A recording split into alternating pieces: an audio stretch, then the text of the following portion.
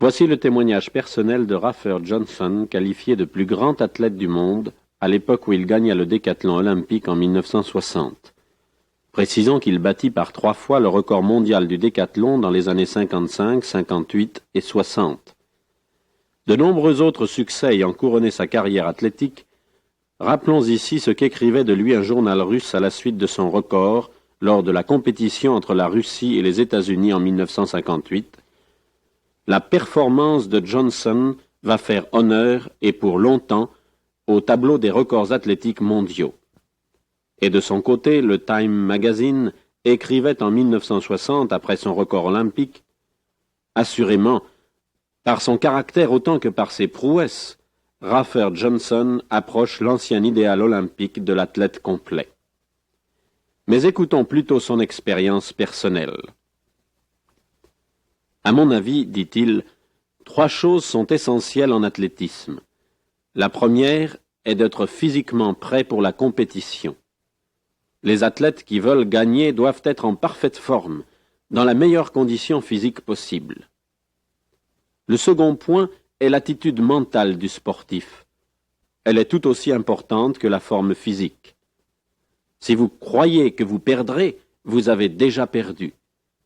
L'entraînement mental des athlètes est devenu une partie très importante de leur condition générale. Ceux qui battent des records le font parce qu'ils croient pouvoir le faire. Pourtant, bien que je sois physiquement et mentalement prêt pour la compétition, je ne pourrai jamais donner la pleine mesure de mes capacités sans l'aide du Christ et sans sa direction à chaque instant. C'est pourquoi je considère tellement important d'être spirituellement en alerte. Nous pouvons garder cette bonne condition spirituelle tout au long de notre vie. Nous pouvons aussi la communiquer à d'autres. Elle n'est pas limitée à l'athlétisme, car elle concerne tous les moments de la vie. À la longue, ce 3e aspect de la préparation athlétique est vraiment le plus important. Depuis le jour où je suis devenu chrétien, j'étais encore lycéen, j'ai aimé le Seigneur Jésus de tout mon cœur. Il est le guide de ma vie, et sans lui, je serais perdu. Sans son aide, je ne pourrais participer aux épreuves sportives comme je le fais. Dans l'avenir, on ne se souviendra pas de moi en tant que recordman du monde et champion olympique.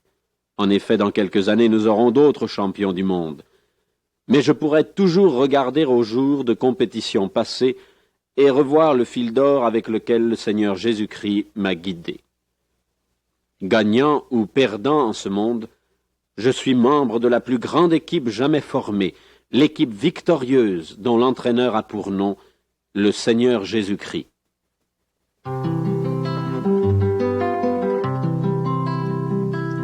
Pardonnez-moi Jésus, le sauveur des perdus, l'ami tant désiré de mon cœur altéré.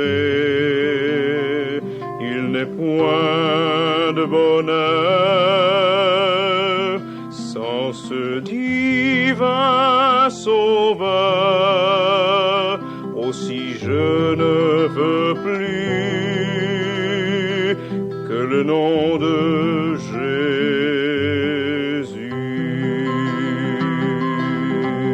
Non si beau, si pur, non si merveilleux, son éclat remplit les cieux. J'ai trouvé le bonheur, j'ai trouvé le salut par le nom, le seul nom de Jésus.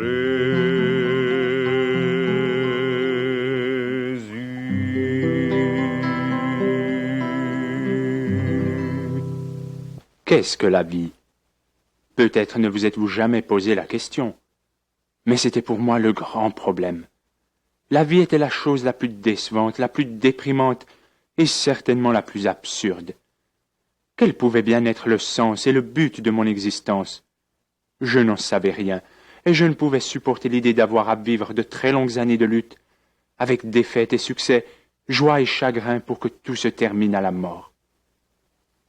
Si vraiment cette personne que j'étais devait tôt ou tard disparaître, ne serait-il pas plus logique alors de me suicider immédiatement et d'en avoir ainsi fini une fois pour toutes? Rien ne pouvait plus me satisfaire. Je haïssais le monde que je trouvais absurde, et je me haïssais moi-même parce que j'étais inutile.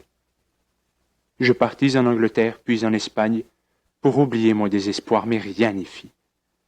Rien ne pouvait me donner la paix, et parfois je criais dans mon cœur, « S'il y a un Dieu, qu'il me parle et me montre ce qu'il veut de moi. » Finalement, je décidai que si la réponse ne venait pas bientôt, alors oui, je m'ôterais la vie. Mais la réponse, à Barcelone où j'apprenais l'espagnol, quelqu'un me parla de religion, et je ne sais comment soudain tout devint clair. Comment avais-je pu être aussi absurde pour croire que cet univers formidable qui nous entoure, que la beauté de la nature, que la perfection même de mon corps soit tous le simple produit du hasard? Non, il y avait un créateur derrière tout cela, un Dieu qui voulait quelque chose de moi, car il m'avait donné une conscience et une intelligence. Je compris que ma vie avait un sens et un but. C'était merveilleux. J'étais enfin utile. Il me fallait vivre pour Dieu. Mais cela était plus vite dit que fait, parce que je ne savais pas comment vivre pour lui, comment me mettre en rapport avec lui. Et bientôt j'étais de nouveau dans le désespoir, parce que je n'arrivais pas à faire ces choses que Dieu me demandait. Il me fallait l'aimer, et moi je ne recherchais que ce qui me plaisait à moi. Il me fallait aimer mes semblables, et j'en étais jaloux, envieux. Non, je n'obéissais pas, et je me voyais maintenant condamné et rejeté par le Dieu que je venais de découvrir. Je réalisais enfin que Jésus-Christ était ma solution. Il était Dieu venu dans ce monde pour mourir à ma place et porter sur lui la condamnation que méritait ma désobéissance. Et bien plus encore, il était venu pour me transformer, me donner libre accès auprès de Dieu. Il était prêt à me recevoir sans tenir compte de l'état odieux dans lequel je me trouvais. Dans un acte de foi, je criai à lui d'avoir pitié de moi et de pardonner tous mes péchés. Enfin, la paix parfaite de Dieu était entrée dans mon cœur et j'avais l'assurance du pardon de mes péchés. Et avec elle, un autre miracle. Je n'avais plus besoin de m'efforcer à obéir, mais l'Esprit de Dieu me donna le vouloir et aussi le pouvoir de le faire. Par sa puissance, je suis maintenant capable de vivre pour Dieu.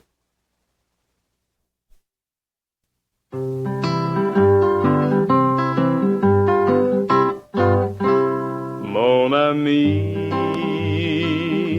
le Seigneur passe aujourd'hui sur ton chemin. Mon ami, saisis sa grâce dans sa main, mets donc ta main. Mon ami, veux-tu le bonheur? Donne-lui ta vie, ton cœur. Mon ami, à sa prière, réponds oui, libre et sincère. C'est Jésus, l'appel de Jésus, c'est sa voix qui parle en toi. Aujourd'hui, ouvre à ton Sauveur, ouvre-lui tout grand ton cœur. Mon ami, donne ton fardeau, ton souci et tous tes maux. Mon ami, sur le calvaire, Christ a pris la vie amère, mon ami, pour être sauvé, il suffit de regarder Golgotha, lieu d'agonie, Golgotha, lieu de ta vie. Va en paix, ta foi t'a sauvé, ton péché est pardonné.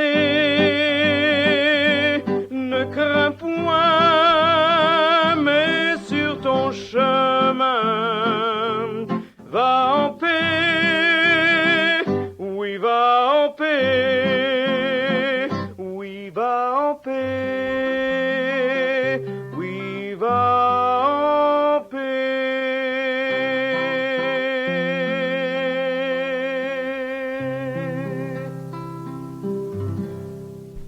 Possédez-vous la joie? Le bonheur, le parfait bonheur, ne serait-ce pas comme un oiseau qui s'envole ou qui meurt dans vos mains dès que vous le saisissez? Pourquoi nos cœurs ne peuvent-ils connaître le bonheur parfait? Il y a toujours en nous un vide qui n'est jamais comblé. Et cela est vrai chez tous les êtres humains, ceux qui jouissent de tous les plaisirs, de tout l'argent, de toute la célébrité que peut donner le monde, aussi bien que ceux qui n'ont rien. Pourquoi en est-il ainsi? C'est parce que Dieu nous a créés avec au-dedans de nous une place qui lui est destinée. Il nous aime et il veut que nous l'aimions. Et il veut vivre en nous afin de nous bénir. Il est le seul qui, venant en nous, puisse nous donner cette joie complète à laquelle nous aspirons. Beaucoup de gens pensent que l'argent procure le plaisir. Aussi travaillent-ils avec acharnement jusqu'à ce qu'ils aient amassé une fortune. Mais quand ils ont enfin atteint leur but, ils sont encore insatisfaits. Certaines personnes disent qu'il faut avoir une religion pour trouver la solution à ce problème. D'autres prétendent que d'avoir une bonne santé, c'est tout ce qu'il faut. D'autres encore pensent que les plaisirs apportent le bonheur, et ils gaspillent tout ce qu'ils possèdent pour jouir de la vie. Mais aucune de ces choses ne peut combler le vide intérieur que nous éprouvons dès que nous sommes seuls avec nos pensées. Car ce n'est pas quelque chose qui peut remplir cette place vacante dans notre cœur, mais quelqu'un, et ce quelqu'un, c'est Dieu lui-même. Nous avons besoin d'être aimés, plus que de toute autre chose, et personne sur cette terre n'est capable de nous aimer comme Dieu nous aime. Cet amour, pour nous, est révélé tout au long de la Bible, qui est vraiment le message de Dieu pour les hommes. La manière la plus sublime par laquelle il nous a manifesté son amour, c'est le don de son Fils, Jésus-Christ, lequel nous dit « Dieu a tellement aimé le monde qu'il a donné son Fils unique, afin que quiconque croit en lui ne périsse point, mais qu'il ait la vie éternelle. » Peut-être votre désir suprême est-il d'avoir plus d'argent, une meilleure santé ou des conditions de vie plus favorables. Mais vous ne pensez qu'au temps si bref que vous avez à vivre sur cette terre. Avez-vous jamais pensé à la vie que vous aurez après votre mort, une vie qui n'aura pas de fin? C'est une question bien plus importante que toute autre en ce monde. Jésus dit, que servirait-il à un homme de gagner le monde entier s'il perdait son âme? Il déclare clairement que soit la félicité, soit le châtiment de nos péchés viendra après la mort. Nous irons ou bien au ciel, où tout est joie, ou bien en enfer, où nous subirons un tourment éternel. Aux yeux de Dieu, tous les péchés sont graves, qu'ils nous semblent énormes ou insignifiants. Dieu dit que tous, nous avons péché, et que de ce fait, nous sommes tous condamnés. Il n'y a rien d'assez bon que nous puissions faire pour que ce jugement nous soit épargné. C'est pourquoi Dieu lui-même nous a procuré le moyen d'y échapper. Et il y a là une bénédiction tellement plus riche que le fait de nous accorder la satisfaction de nos désirs terrestres. Ce salut nous est donné par son Fils Jésus-Christ, qui est mort sur la croix pour la punition de nos péchés. Avez-vous reçu son amour? Il ne s'agit pas de devenir plus religieux ou de faire davantage de bonnes œuvres. Il s'agit d'avoir nos cœurs purifiés du péché et de devenir une personne nouvelle, ayant une nature nouvelle qui n'est plus irrémédiablement portée à pécher. Il s'agit de permettre au Seigneur d'entrer dans notre vie, de vivre en nous et de nous contrôler. Jésus dit que nous avons tous péché. Mais il dit aussi que si nous nous repentons sincèrement en confessant nos péchés à Dieu, il nous les pardonnera. Le sang que Jésus a offert sur la croix est suffisant pour les ôter tous, parfaitement. Dieu dit qu'il ne s'en souviendra jamais plus pour nous en accuser, et qu'il fera de nous une nouvelle créature. Dieu ne nous offre pas d'améliorer notre mauvaise nature, mais il dit qu'il fera de nous un être nouveau en Jésus-Christ. Vous pouvez en faire l'expérience. Priez Dieu, croyez qu'il vous pardonne à cause de la mort de Jésus. Demandez à Jésus de venir habiter dans votre cœur. Son esprit vous purifiera, vous donnera une nature nouvelle, et il demeurera en vous. Lorsque vous mourrez, vous irez immédiatement au ciel. C'est le lieu merveilleux que Dieu a préparé pour ceux qui reçoivent le pardon de leurs péchés par la foi en Jésus et qui lui permettent de transformer leur vie. Ce bonheur vous est offert, à vous, aujourd'hui. Allez-vous l'accepter? Pour quelques instants, mes chers amis, nous allons discuter cette question, mais qu'est-ce donc que la foi? Certaines personnes pensent que on peut croire ce qu'on veut, ça n'a aucune importance pourvu qu'on soit sincère. Mais qu'est-ce que dit Dieu? Qu'est-ce que dit sa parole au sujet de la foi? La foi, qu'est-ce que c'est? Eh bien, la parole de Dieu nous dit « Crois au Seigneur Jésus et tu seras sauvé ». Que veut dire croire? Comment la foi peut-elle sauver? Premièrement, mes chers amis, la foi signifie accepter Christ comme un don. Personne n'a l'idée de payer pour un cadeau qu'on lui offre, car au moment où le paiement est effectué, le cadeau cesse d'être un cadeau. Tout ce que vous pouvez faire est de le prendre et de dire merci. Vous ne travaillez pas pour l'acquérir. Vous ne pouvez le gagner. Et il en est ainsi de Christ. Il doit être accepté exactement de la même manière. Car comme vous croyez à la sincérité de celui qui envoie un cadeau de Noël, vous devez aussi croire à la sincérité de l'offre de Dieu et accepter son don, le Seigneur Jésus-Christ. La foi tend la main et elle prend. Ainsi le Seigneur Jésus-Christ devient votre sauveur parce que vous l'acceptez, vous le saisissez.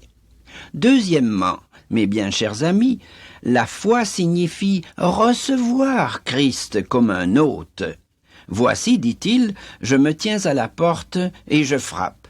Si quelqu'un entend ma voix et ouvre la porte, j'entrerai chez lui. Autrement dit, il attend en dehors de la porte de votre cœur. Il n'en forcera jamais l'entrée. Vous devez ouvrir la porte. Vous devez l'inviter à entrer. Et au moment où vous ouvrez la porte, il entre. Alors vous pouvez honnêtement dire « Jésus est dans mon cœur ». Oh, mon cher ami, laissez donc entrer le Seigneur Jésus. Soyez courtois. Il ne vous viendrait jamais à l'idée de laisser un hôte debout sur le seuil de la porte. Alors, pourquoi laisser Christ dehors? Pourquoi ne pas être courtois et l'inviter à entrer? Vous pouvez le recevoir, mais recevez-le donc maintenant, en cet instant même. Troisièmement, mes chers amis, la foi signifie venir à Christ comme un pauvre. C'est ainsi, vous vous en souvenez, que le fils prodigue vint à son père. Il n'avait rien, son argent avait disparu. Il vint en guenille, il se savait indigne. C'est pourquoi il s'en remit entièrement à la miséricorde de son père. Il vint comme il était. Vous devez faire de même. N'attendez pas d'être devenu meilleur. N'essayez pas de vous améliorer d'abord.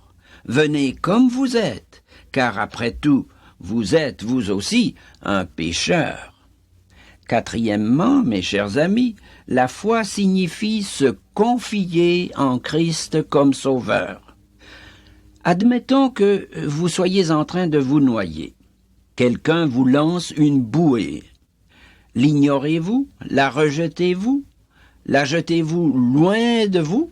Non, certainement pas. Vous la saisissez.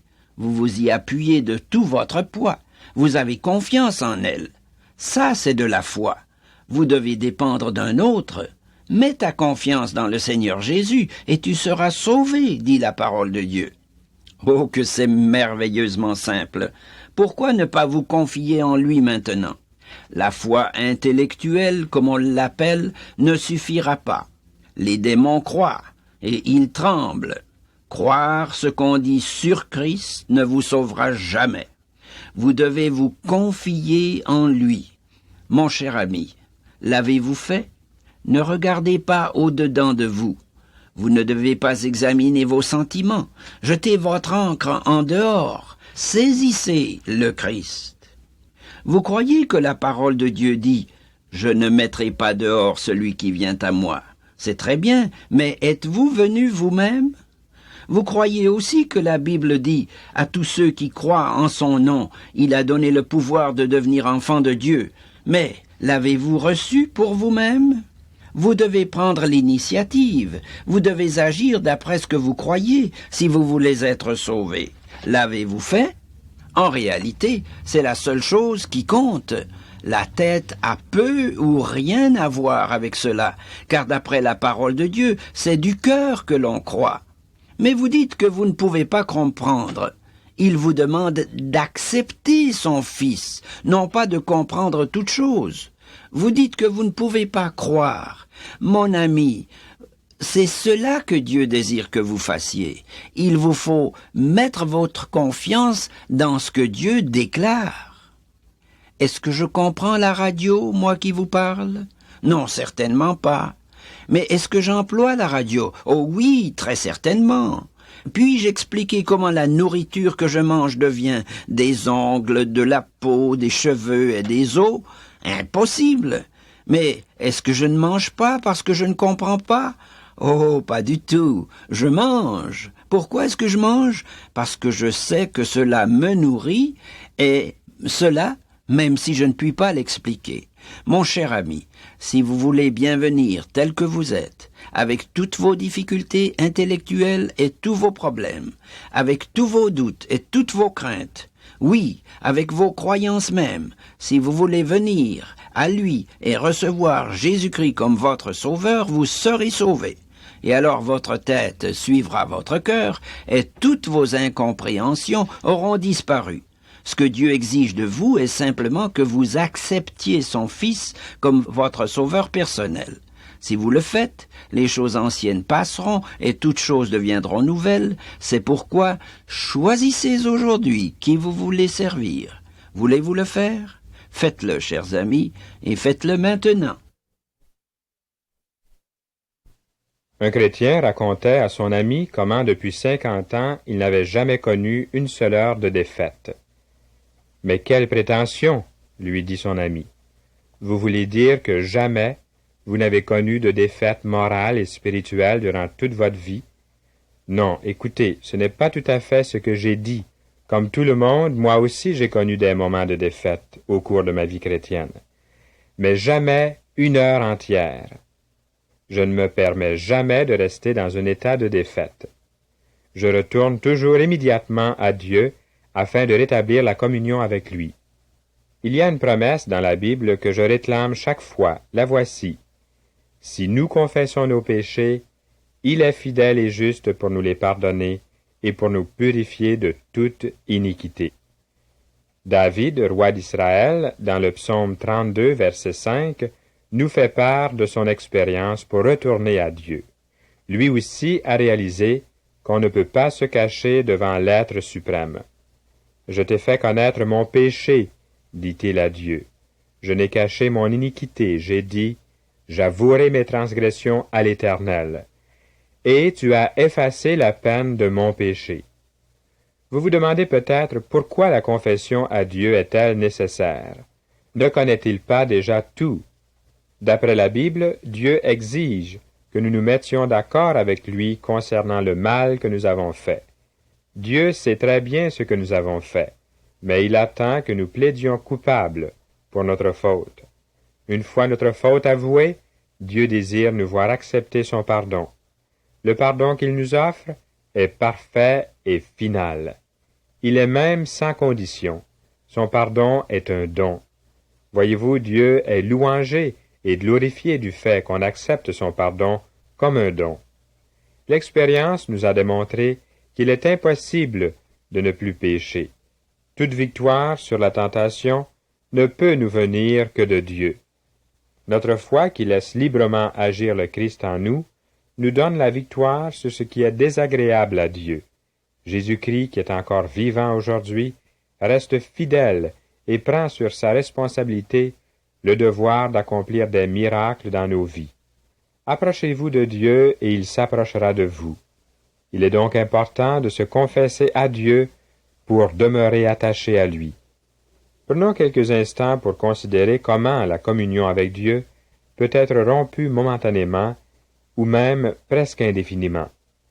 Précisons que c'est par toutes sortes de choses désagréables à Dieu que vient la rupture d'avec le Seigneur. Toute chose qui vient en désaccord avec la Bible, qui est la parole de Dieu, trouble la communion avec Dieu. Un grand nombre de personnes ne vivent pas en communion avec Dieu parce qu'ils n'obéissent pas à l'enseignement de la Bible.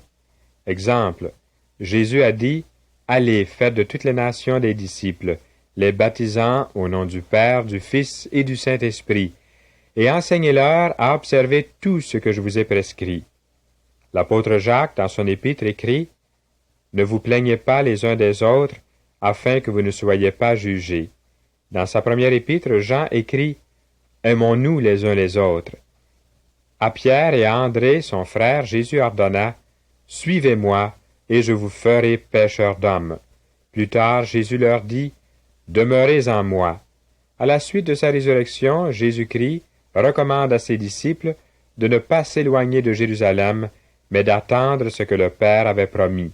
« Vous recevrez une puissance, leur dit-il, le Saint-Esprit survenant sur vous, et vous serez mes témoins. » Pour pouvoir servir le Seigneur de cette manière-là, il faut que la communion avec Dieu ait été réparée. Si nous confessons nos péchés, il est fidèle et juste pour nous les pardonner et pour nous purifier de toute iniquité. Le sang de Jésus-Christ nous purifie de tout péché. Une fois la communion restaurée, les avantages d'une vie chrétienne sont multiples. Vous connaîtrez un vrai sens à votre existence. Une paix durable s'installera en vous. De l'énergie et une joie intense prendront la place de l'inertie et de l'angoisse. Voilà autant de résultats du fait d'être en communion avec Dieu par Jésus-Christ qui est vivant en vous. Connaissez-vous cette stabilité intérieure dans laquelle les qualités du Christ deviennent autant de possibilités? Dieu est prêt à créer en vous même le vouloir de faire sa volonté. Juste la pensée que Dieu, cet être suprême, vit en vous est tout à fait prodigieux. Du fait que ce Dieu, qui par son Fils le Seigneur Jésus-Christ fasse sa demeure en vous, déploie devant vous toute la puissance divine. Avec l'apôtre Paul, nous nous écrions « Je puis tout par celui qui me fortifie ». Votre vie a été purifiée par le sacrifice du Christ à la croix du Calvaire. En plus de vous pardonner parfaitement pour toujours, Dieu vous équipe de sa puissance par la personne du Saint-Esprit. Dieu par la suite se révèle à tous ceux qui veulent rester fidèles à sa parole. Celui qui a mes commandements, dit-il, et qui les garde, c'est celui qui m'aime. Et celui qui m'aime sera aimé de mon Père, je l'aimerai et je me ferai connaître à lui.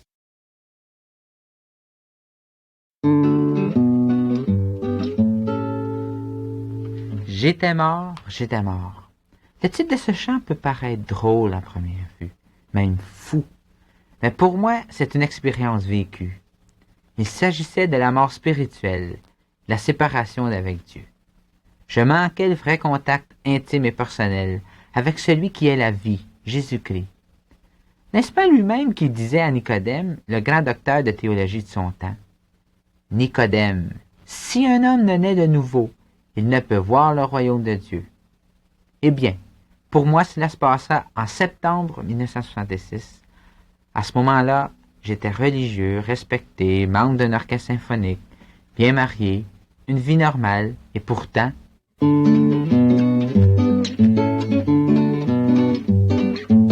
J'étais mort, j'étais mort dans mon péché. Et Seigneur, tu m'as cherché. J'étais mort, dans mon péché. Oui, par grâce, tu m'as sauvé. Maintenant, je peux chanter. Ma joie d'être enfant de Dieu. Maintenant, je peux chanter. Ma cité est dans les cieux. Et demain, je ne crains point. Car je sais qu'il t'appartient. Et demain, je ne crains point. Tu me tiens entre tes mains.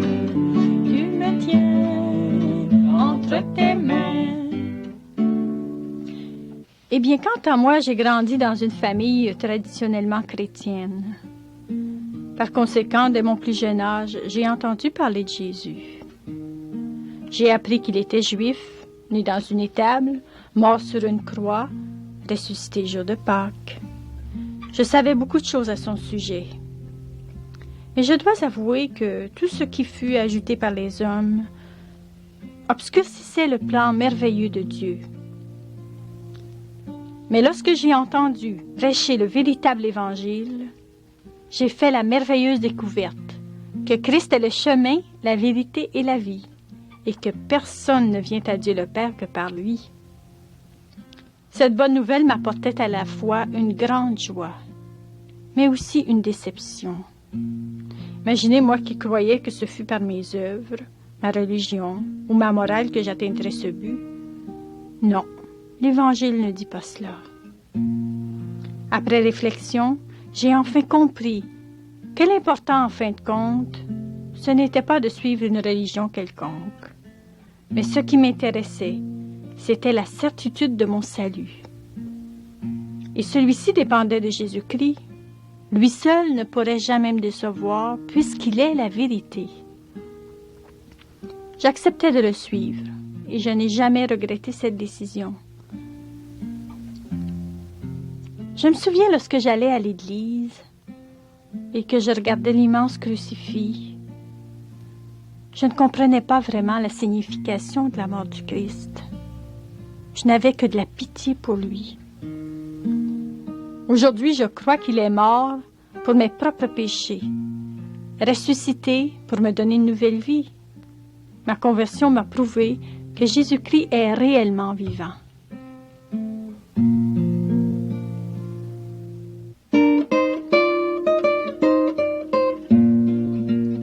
Si longtemps j'ai erré loin de toi, je ne connaissais hélas que ton nom. Golgotha ne me faisait que pitié, te voyant à la croix attaché. Qu'il fait bon, Seigneur, de te connaître, qu'il fait bon, Jésus, de t'avoir pour maître.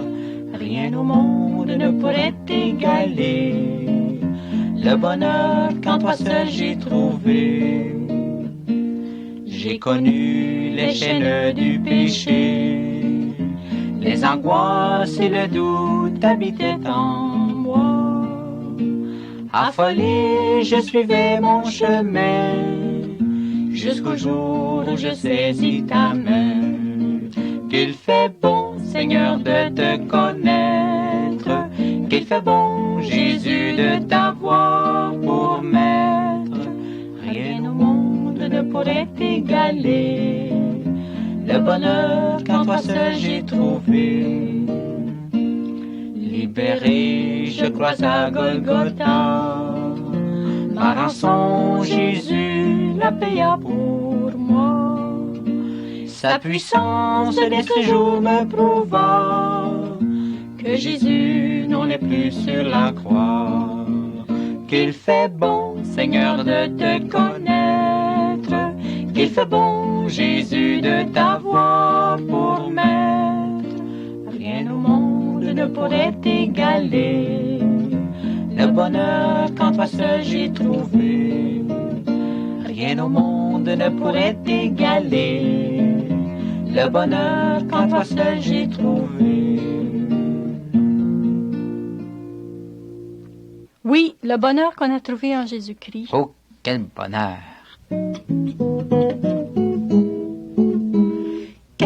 Quel bonheur, Jésus est entré dans mon cœur. Grand amour pour toujours, j'attendrai son retour. Jésus m'aime moi de même que quand joie c'est la foi. De lui vient toute cette joie. La la la la la la la la la la la la la la. La la la la la la la la la la la la la. La la la la la la la la la la la la la. La la la la la la la. Vous pouvez recevoir ce Jésus d'amour. Il est là toujours, toujours près de vous. Veillez, priez en ces jours heureux. Demain nous verrons le Fils de Dieu. Quel bonheur, Jésus est entré dans mon cœur. Grand amour pour toujours, j'attendrai son retour. Jésus m'aime moi de même que grande joie c'est la foi. De lui vient toute cette joie. La la la la la la la la la la la la la la. La la la la la la la la la la la la la. La la la la la la la la la la la la la. La la la la la la la.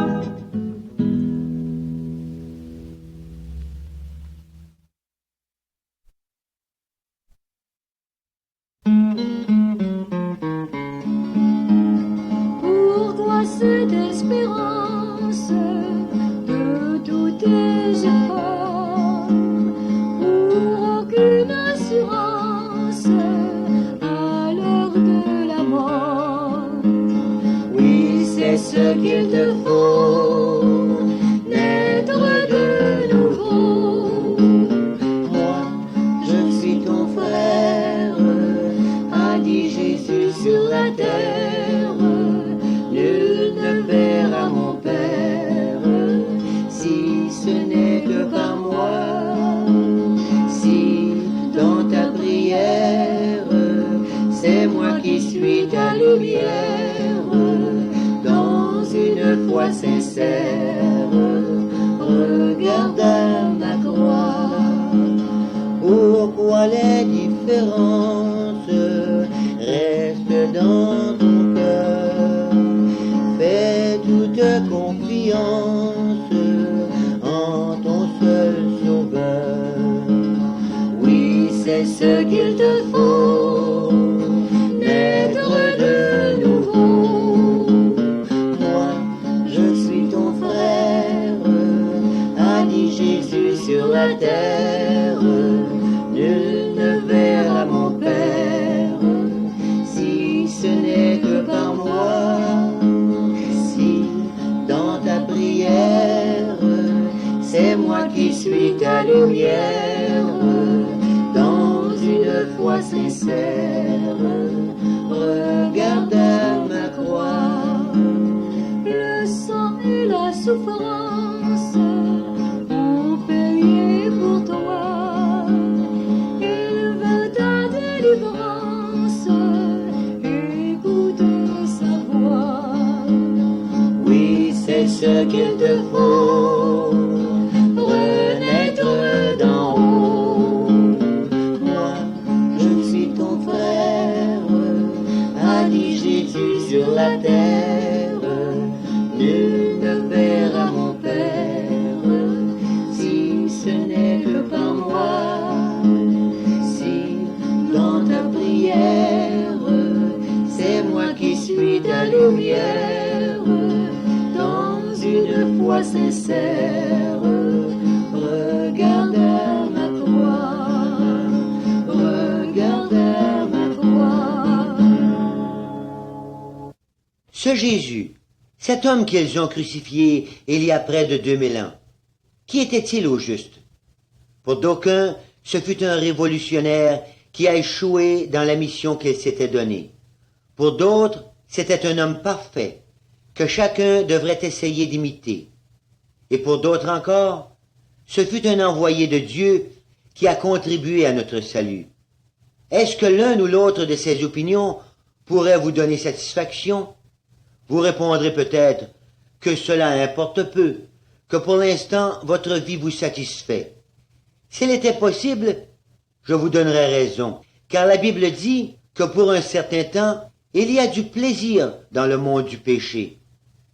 Mais la Bible dit aussi que la terre entière est sous la domination de Satan, qu'il n'y a personne de juste, et que même vos seules pensées douteuses font de vous des pécheurs.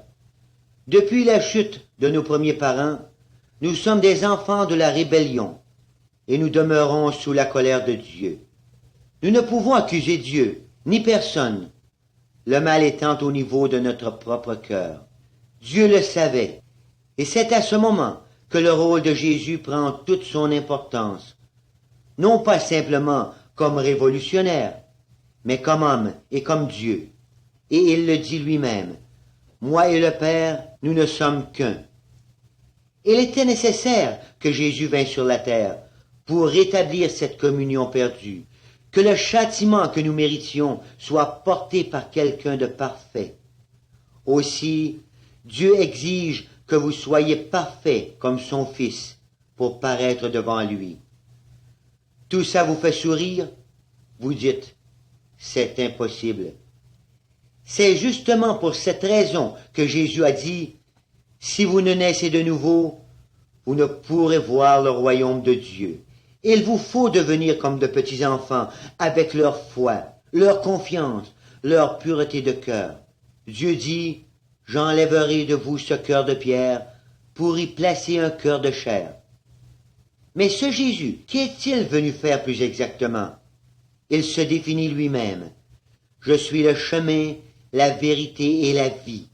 Nul ne vient au Père que par moi. » Il n'est pas seulement une part à votre salut, il a tout accompli. Par sa mort, il a payé votre dette. Par son sang, il vous a lavé de vos péchés, afin que vous deveniez cette perfection qu'exige Dieu. Pouvez-vous concevoir qu'un Dieu si grand puisse s'abaisser à ce niveau, par nos péchés, devenir la saleté, la poubelle de l'humanité, et tout ça volontairement? Il n'y a pas de plus grand amour que de donner sa vie pour ce qu'on aime, dit la Bible. C'est ce que Jésus a fait. Et par cet acte, il est devenu notre ami, notre frère. C'est pourquoi il peut vous aider, remplir ce vide dans votre cœur. Il peut donner un sens à votre vie. Qu'est-ce qu'il exige en retour? Simplement que vous ayez foi en lui, que vous acceptiez de vivre pour lui. Il se peut que cela vous semble difficile, mais demandez-lui, et il le fera encore pour vous. N'attendez pas d'avoir plus de temps ou une plus grande connaissance de la parole de Dieu. Il vous est dit simplement, « Crois au Seigneur Jésus, et tu seras sauvé. » Donnez-lui la place qui lui revient. Prenez cette décision aujourd'hui. Si dans ta prière, c'est moi qui suis ta lumière, dans une foi sincère, regarde à ma croix, regarde à ma croix.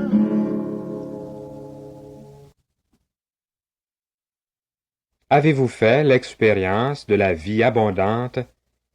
Dans son livre intitulé « Le voyage du chrétien », Bunyan, l'auteur d'une 60aine d'ouvrages d'édification, nous raconte son rêve alors qu'il portait un lourd fardeau. Le voyage du chrétien fut traduit en 120 langues différentes. Après la Bible, c'est le livre le plus lu dans le monde. Bunyan raconte « Je vis dans mon rêve que Chrétien poursuivait sa course jusqu'à ce qu'il arrivât dans une vallée. Là, il vit, un peu à l'écart du chemin, un mur. Ce mur se nomme le salut, comme il est écrit dans la Bible. Il nous donne le salut pour muraille et pour rempart. Et Chrétien se mit à courir en dépit du fardeau dont il était chargé. Il courut jusqu'à ce qu'il parvint au pied d'une petite éminence sur laquelle s'élevait une croix. Un peu plus bas se trouvait un sépulcre ouvert. Et je vis dans mon rêve qu'au moment où Chrétien arrivait au pied de la croix, le fardeau se détacha de lui-même et tomba de ses épaules. Il roula jusqu'au sépulcre dans lequel il disparut. Alors Chrétien fut rempli de joie et s'écria, le visage rayonnant, « Il m'a donné le repos par sa souffrance, et la vie par sa mort. » Et il demeura là un moment à contempler la croix et à s'émerveiller, car il était profondément étonné qu'un regard sur la croix eût suffi à le délivrer de son fardeau. Il ne cessait de la contempler, et à la fin, les larmes ruisselèrent sur ses joues. Tandis qu'il restait là à regarder la croix, 3 personnages radieux s'approchèrent de lui et le saluèrent en disant « La paix soit avec toi. » Et le premier lui dit « Tes péchés sont pardonnés. » Le second lui ôta ses vêtements déchirés et le revêtit d'habits neufs, comme il est écrit dans la Bible. « Je t'enlève ton iniquité et je te revêts d'habits de fête. » Le troisième mit une marque sur son front. Il lui donna un parchemin auquel pendait un sceau, en lui disant de le lire attentivement durant sa route et de le présenter à la porte quand il arriverait à la cité céleste. Puis ils s'éloignèrent, et le pèlerin poursuivit joyeusement sa route en chantant des cantiques. Cette inimitable parabole, si profonde dans sa simplicité, contient un message d'une éternelle fraîcheur. Si vous-même vous portez un fardeau, souvenez-vous que le Seigneur Jésus-Christ, ce sont de nos souffrances qu'il a portées, c'est de nos douleurs qu'il s'est chargé, et nous l'avons considéré comme puni, frappé de Dieu et humilié.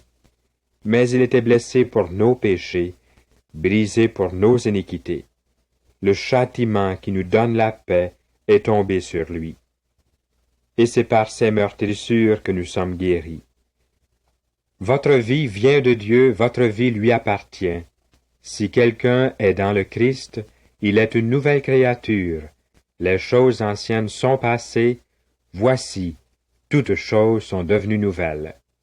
En acceptant de le laisser vivre en vous, vous connaîtrez une vie nouvelle. L'apôtre Paul dit, « J'ai prié le Seigneur et il m'a dit, « Ma grâce te suffit, car ma puissance s'accomplit dans la faiblesse. » Nous avons beaucoup à retirer de l'illustration du Seigneur concernant le cep et les branches, en rapport avec la vie chrétienne. Jésus-Christ nous dit qu'il est lui-même la vigne et nous sommes les branches. Si nous sommes vraiment attachés au cep, nous porterons du fruit. La branche ne s'inquiète jamais du fruit qu'elle portera. La chose importante, c'est que la branche soit bien attachée au cep. Seul un obstacle pourrait empêcher la branche de porter du fruit. C'est si la sève ne pouvait y pénétrer. Il arrive quelquefois que la branche doive être émondée et coupée pour qu'elle porte encore plus de fruits. Dans notre vie, c'est le péché qui est l'obstacle numéro 1, qui empêche la sève de la vie de pénétrer au-dedans de notre âme. Le Seigneur est obligé d'émonder des parties de notre vie, afin de la garder dégagée des obstacles nuisibles à une démarche normale de la vie chrétienne. La branche n'a pas grand-chose à faire sinon ce que le cep produit par elle. Nous-mêmes, en tant que chrétiens, nous ne pouvons produire, par notre propre capacité, quelque chose de bon pour Dieu. C'est dans la mesure que nous laisserons la vie du cep accomplir son dessein au-dedans de nous que nous verrons prendre un vrai sens à notre vie. Cessez vos efforts, abandonnez-vous à lui, car c'est lui qui fait le travail pour vous. C'est lui qui, à Gethsémani, a sué du sang pour vous. C'est lui qui, sur la croix, a dit « Tout est accompli ».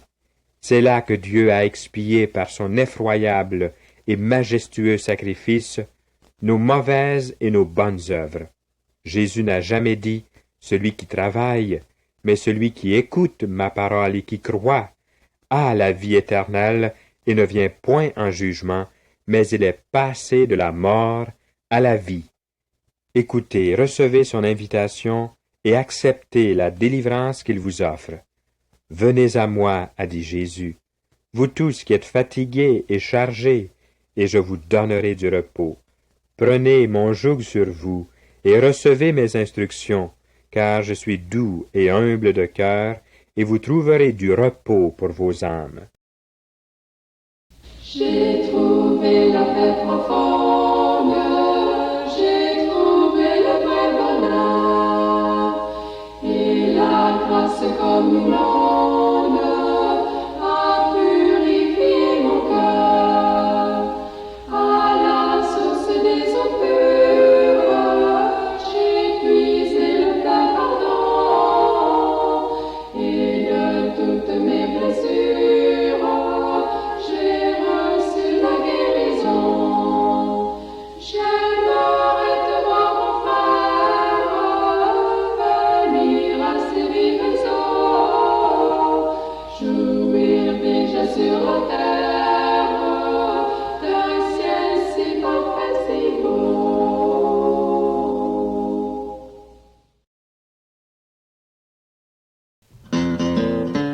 Il est une place pour moi dans le ciel, faite de la main de l'Éternel. Oui, j'ai une place réservée là-haut, où Jésus règne, je vais bientôt. Je navigue sur les mers, voguant dans le noir, sur l'océan des ténèbres, perdu sans espoir. Depuis que j'ai fait la paix avec mon Sauveur, mon âme est dans ses mains, à l'abri des malheurs. Il est une place pour moi dans le ciel, faite de la main de l'Éternel. Oui, j'ai une place réservée là-haut, où Jésus règne, je vais bientôt. L'éclair peut alors frapper sur les océans, la tempête peut gronder à tous les instants. Mon navire est bien ancré au Sauveur Jésus, maintenant que j'ai fait du Seigneur mon salut. Il est une place pour moi dans le ciel, faite de la main de l'Éternel. Oui, j'ai une place réservée là-haut, où Jésus règne, je vais bientôt.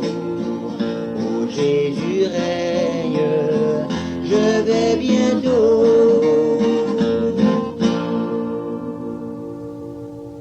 Vous êtes-vous déjà posé sérieusement cette question?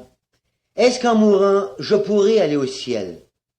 Peut-être que vous aimez mieux ne pas y penser. Ou alors vous dites, je m'appuie sur la miséricorde de Dieu. Il connaît mes faiblesses. Ou encore, je compte sur l'enseignement que j'ai reçu. Et si je n'ai pas l'entière vérité, Dieu ne peut me tenir responsable.